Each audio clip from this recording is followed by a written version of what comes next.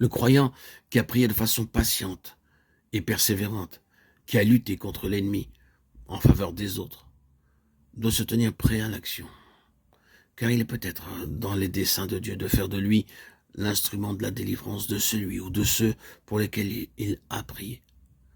Beaucoup de chrétiens pensent qu'il est très suffisant de prier, puisque Dieu est omnipotent. Mais Dieu demande des hommes qu'ils prient et qu'ils agissent.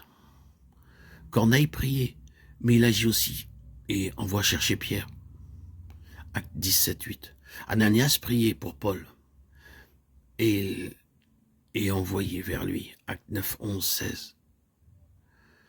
Moïse priait pour la délivrance d'Israël, mais lui-même est appelé et il devient l'un des grands facteurs de l'exaucement de ses prières. Exode 3:10. Il y a un temps, une saison pour l'exaucement. Luc 2:26. Et il y a des êtres qui font obstacle à l'exaucement et des obstacles à vaincre. Daniel 10:13.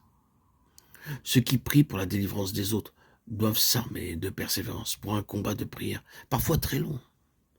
Bien des chrétiens s'imaginent qu'une prière vraiment selon l'esprit doit jaillir comme un torrent d'eau vive. Et s'ils ne trouvent pas en eux ce courant de prière qui les emporte, ils cessent de prier. Or, la prière, quand elle s'oppose à l'ennemi, s'exprime par des mots hachés, saccadés, à cause de l'intensité même du combat engagé avec ceux qui s'y opposent. Les croyants ne doivent pas s'attendre à voir les âmes profondément séduites, délivrées en quelques semaines. Cette délivrance peut réclamer des mois et même des années de prière. Le contact avec ceux pour lesquels on prie hâte parfois leur guérison, parce que Dieu peut agir plus rapidement en se servant des autres auprès des chrétiens qui n'ont pas atteint la maturité spirituelle et ne comprennent pas ses voies. Nous exauçons indirectement nos propres prières quand, après nous être assurés de la volonté de Dieu, nous allons à ceux pour lesquels nous prions pour leur communiquer la lumière dont ils ont besoin. La patience et la persévérance sont nécessaires.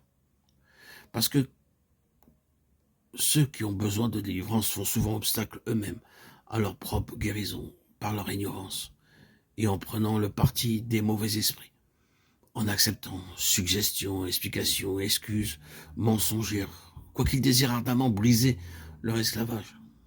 Celui qui prie peut être appelé à transmettre la vérité par la prédication. Il doit alors comprendre que la prière est le facteur principal de la prédication.